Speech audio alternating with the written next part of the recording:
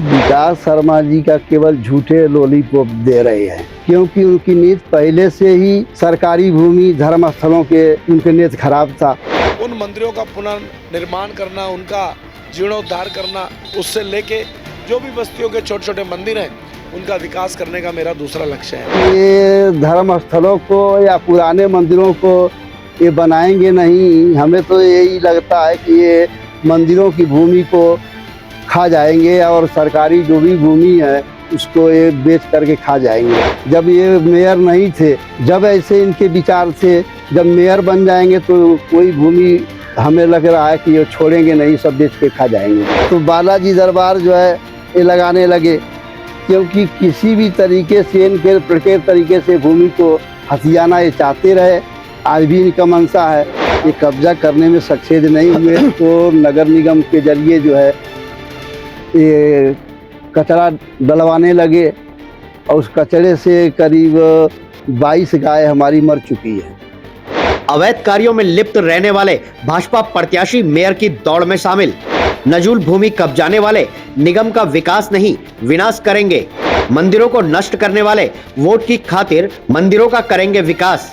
Mayor प्रत्याशी पर नजूल भूमि कब्जाने को लेकर जारी हुआ था नोटिस। मेयर प्रत्याशी ने नजूल भूमि पर अवैध तरीके से काट दिए दर्जनों हरे पेड़। सीएम के करीबी और ऊंची रसूख के चलते नहीं हो पाई कोई कार्रवाई।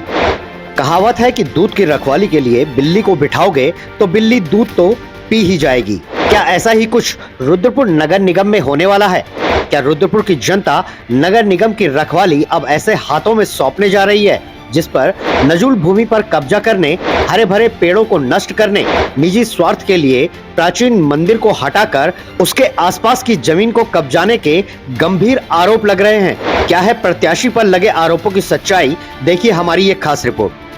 जी हाँ, मामला उधम सिंह नगर के रुद्रपुर नगर निगम का है, जहां मेयर के पद पर कई चेहरे आमने सामने हैं, जिनमें सबसे चर्चित चेहरा विकास शर्मा का है, जिन्हें जीत दिलाने के लिए विधायक शिव अरोड़ा, पूर्व विधायक राजकुमार ठुकराल समेत पूरी भाजपा जोर लगा रही है।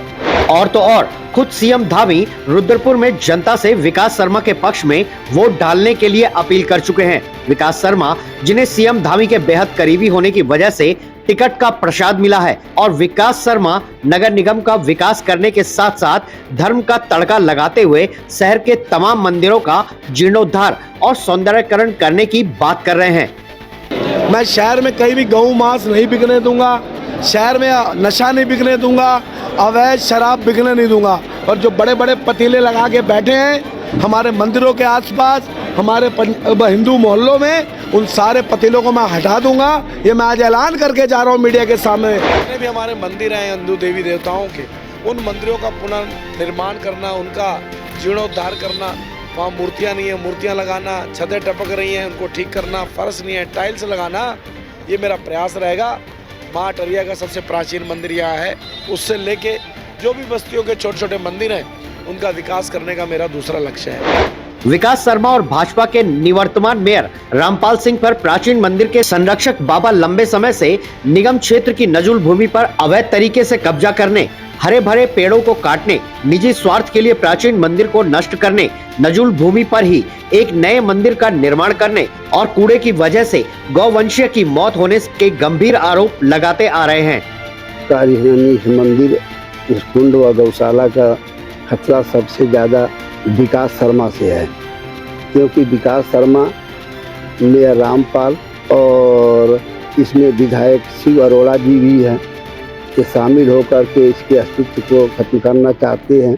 इस वजह से जो है इन लोगों से ही विशेषकर खतरा है।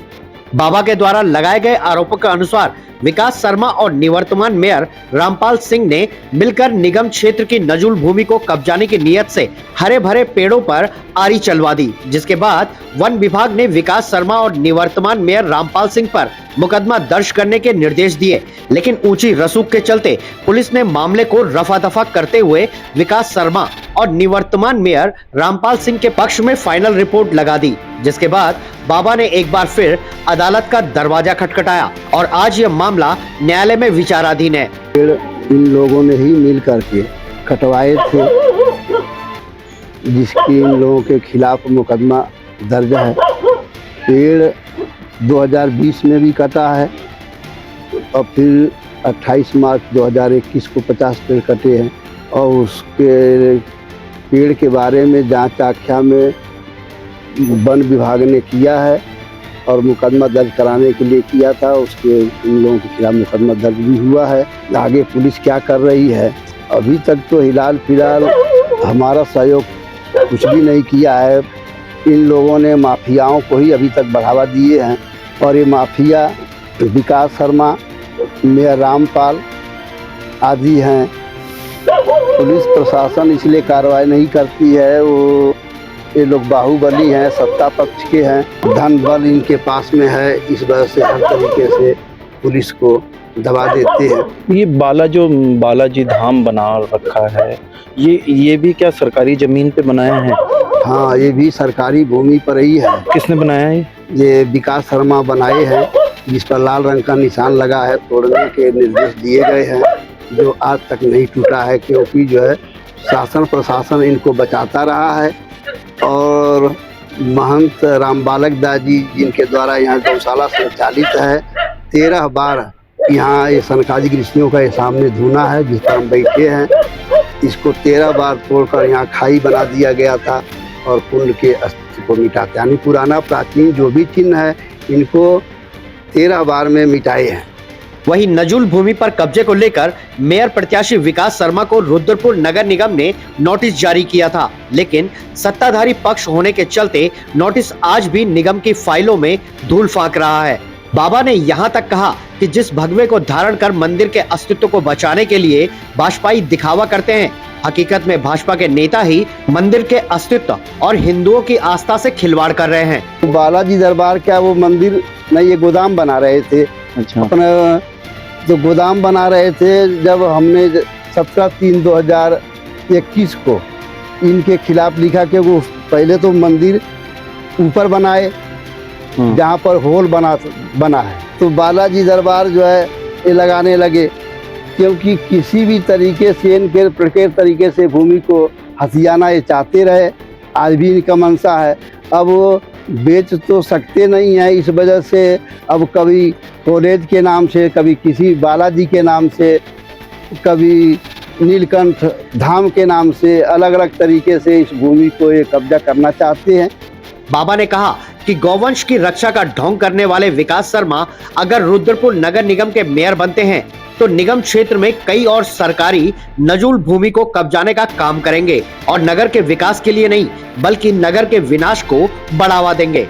विकास शर्मा जी का केवल झूठे लॉलीपॉप दे रहे हैं, क्योंकि उनकी नीति पहले से ही सरकारी भूमि धर्म स्थलों के उनके नीति खराब था। ये धर्म स्थलों को या पुराने मंदिरों को ये बनाएंगे नहीं। हमें तो यही लगता है कि ये मंदिरों की भूमि को खा जाएंगे और सरकारी जो भी भूमि है उसको ये बेच करके खा जाएंगे। कुल मिलाकर बाबा के द्वारा मंदिर के संरक्षण, नजूल भूमि पर अवैध कब्जे और हरे भरे पेड़ों को काटने को लेकर उठाई गई आवाज को दबाया जा रहा है। जहां एक और अवैध कब्जे को लेकर प्रदेश के मुखिया गंभीर हैं और लगातार कार्रवाई करवा रहे हो, ऐसे में भाजपा के मेयर प्रत्याशी के द्वारा किए गए अवैध कब्जे पर आखिर सीएम की चुप्पी क्यों?